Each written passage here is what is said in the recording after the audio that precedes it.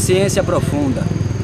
Vejo pouco, falo menos ainda, mas sinto bem profundo todas as dores do mundo. Só com poema não consigo tocar a consciência, as dores da sociedade. Leio, penso, arreio-me com a fome, com as guerras, com a AIDS, com a violência, com as dores do mundo. Tento ver o verde da vida, as flores que ainda irão desabrochar. A vida é como uma metáfora, na qual a consciência é um botão de rosas que irá desabrochar.